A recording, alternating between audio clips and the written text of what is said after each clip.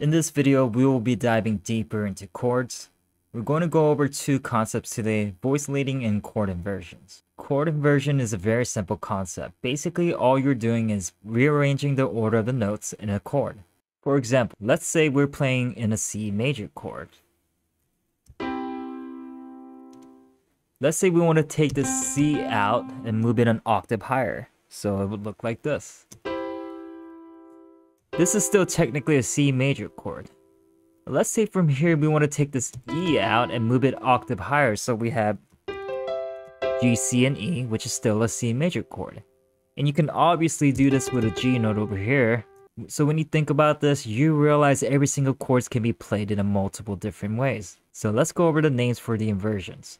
Going back to our C major chord again, when the root note or 1 is on the bottom, that means this is going to be our first inversion. When you move the C up, and when the third note of the chord is at the bottom, this is known as second inversion.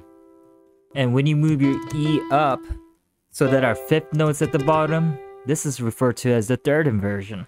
The amount of inversions go up the more notes there are in a chord. So if you take this C minor 9 chord, you can turn this into a fourth inversion chord because there are 4 notes here,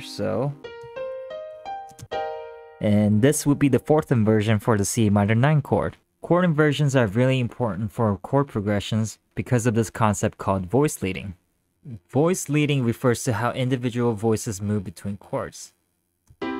Instead of looking at chord progressions as chords being played at one at a time, you need to be able to visualize it as 3 independent voices and melodies moving.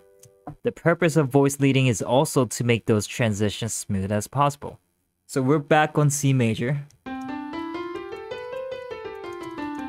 And let's say our chord progression is simple 1, 5, 6, 4.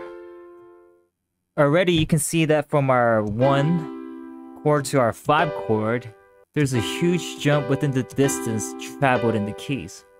And from here you can decide what inversion you can use to make those chords close to each other. So instead of jumping from 1 to 5 like this, we can go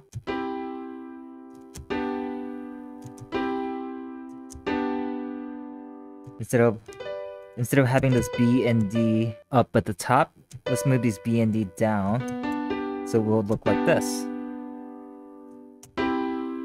So instead of going from 1 to 5 like this, we can go from 1 to 5 like that.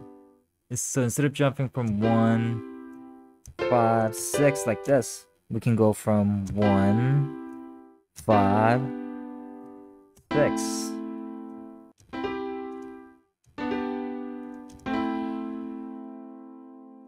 And you can do this with all the chords and the chord progressions. So this is how it started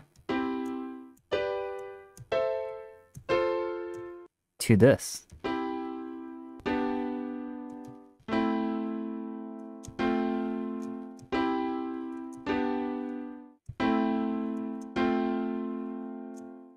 It's the exact same chord progression, except it's a lot more compact and more smooth. You can also do these with MIDI notes if you feel like certain notes within the chords are too far apart. You can move the notes up an octave or down. Another trick you can use with chord inversion is to thicken up your melodies.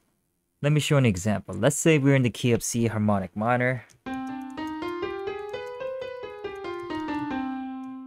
The chord progression I'm using is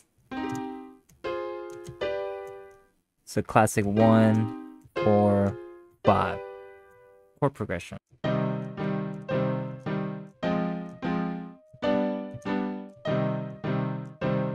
So I'm gonna play the chords in the bottom octave here, and then here's the melody, a very simple melody that I came up with, which goes like this.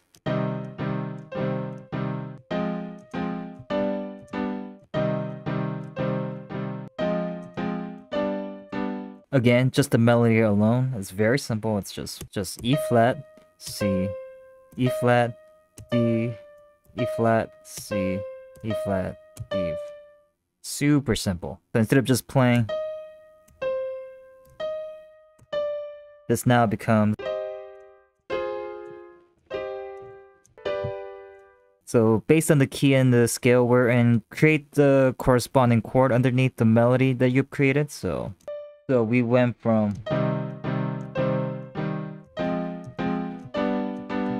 to this.